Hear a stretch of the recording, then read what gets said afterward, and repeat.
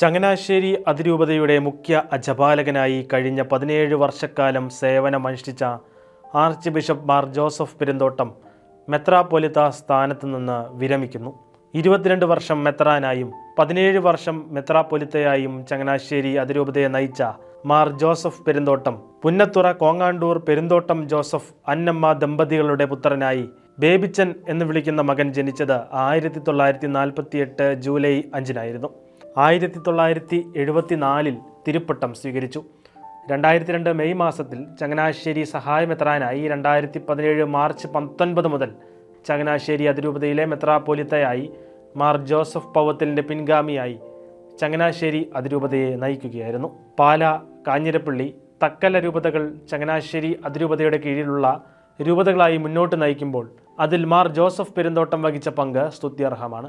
പൗരസ്ത്യ സുറിയാനി പാരമ്പര്യത്തിനും സിറോ-മലബാർ ആരാധനാക്രമത്തിനും വളരെയധികം പ്രാധാന്യം നൽകുന്ന മാർ പെരുന്തോട്ടം അതിരൂപതയുടെ സാരഥ്യം ഏറ്റെടുത്ത ഉടൻ തന്നെ ആരാധനാ വത്സര മാർഗരേഖ പുറത്തിറക്കി. പിന്നീട് നിരണം തീർത്ഥാടന കേന്ദ്രത്തിന് അനുയോജ്യമായ പള്ളി നിർമ്മിച്ചു. കരിവള്ളിക്കാട് കുരിശുമല ക്രമീകരിക്കുകയും 40-ാം വെള്ളിയാഴ്ച തീർത്ഥാടനം നടത്തുകയും ചെയ്തു. ചമ്പക്കുളം സെന്റ് മേരീസ് പള്ളി ബസിലിക്കയായി പാപ്പ ഉയർത്തി. കുടമാളൂർ സെന്റ് മേരീസ് പള്ളി മേജർ ആർക്കി എപ്പിസ്കോപ്പൽ പദവിയിലേക്ക് ഉയർത്തപ്പെട്ടു. അരമനച്ചാപ്പൽ നവീകരിച്ച് മനോഹരമാക്കി. പാറയിൽ മരിയൻ തീർത്ഥാടന കേന്ദ്രത്തിൻ്റെ നവീകരണ പ്രവർത്തനങ്ങൾ നടന്നുവരുന്നു.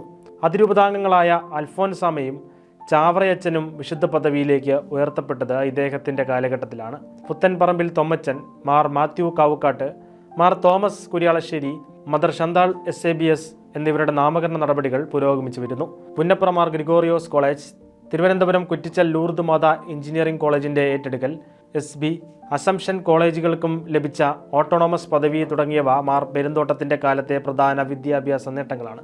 അതിരൂപത മാനവ വിഭവശേഷി വികസന സിവിൽ സർവീസ് കോച്ചിംഗ് സെൻറ്റർ എന്നിവയും പ്രവർത്തനം ആരംഭിച്ചു. കുട്ടികളിൽ സർക്കാർ ജോലികളോട് ആഭിമുഖ്യം വളർത്താൻ അപ്പോസ്റ്റൽ, ദിശ എന്നീ പദ്ധതികൾ ആരംഭിച്ചു.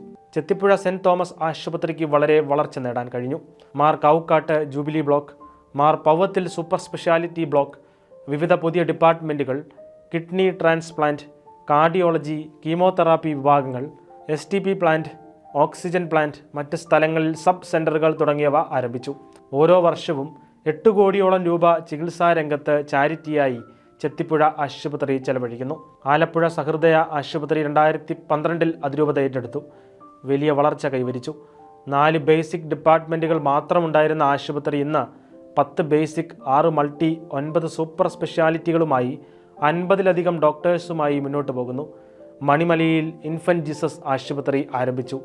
വൃദ്ധമാതാക്കളെ നിവസിപ്പിക്കുന്നതിനായി നെടുങ്കുന്നം മദർ തെരേസ അമ്മ വീട്, കോട്ടയം മെഡിക്കൽ കോളേജിലെത്തുന്ന കിഡ്നി രോഗികളുടെ സഹായത്തിനായി Athirampuzha mother Teresa care home, Alappuzha Vandanam medical കോളേജിനോടനുബന്ധിച്ച് രോഗികൾക്കും കൂട്ടിരിക്കുന്നവർക്കും താമസത്തിനും ആശുപത്രിയിൽ സൗജന്യ ഭക്ഷണം നൽകുന്നതിനുമായി mother Teresa care home, autism ലക്ഷണങ്ങളുള്ള കുട്ടികളുടെ പരിശീലനത്തിനായി നെടുങ്കുന്നം പ്രഷ്യസ് സ്കൂൾ, സാമൂഹിക സേവന വിഭാഗമായ ചീരംചിറ ചാരിറ്റി വേൾഡ്, ചീരംചിറ ജിംപെയർ ചൈൽഡ് ഡെവലപ്മെൻറ്റ് സെൻറ്റർ, മാനസിക വെല്ലുവിളി നേരിടുന്നവർക്കായി പുനലൂർ സ്നേഹതീരം ആരംഭിക്കാൻ ബഹുമാനപ്പെട്ട സിസ്റ്റേഴ്സിന് നൽകിയ സഹായങ്ങൾ, 4 കോടി പുതുജീവൻ ഏറ്റെടുക്കൽ, മാനസിക ഭിന്നശേഷിക്കാർക്കുള്ള ഇത്തിത്താനം ആശാഭവൻ്റെ നവീകരണം, ഫാത്തിമാപുരം സ്നേഹനിവാസ് ഓർഫണേജിൻ്റെ പുതിയ കെട്ടിടം, Kidangara Pope John 23 rehabilitation centre ഏറ്റെടുക്കൽ തുടങ്ങിയവ പെരുന്തോട്ടം പിതാവിൻ്റെ സാമൂഹിക പ്രതിബദ്ധതയുടെ ഉദാഹരണങ്ങളാണ്.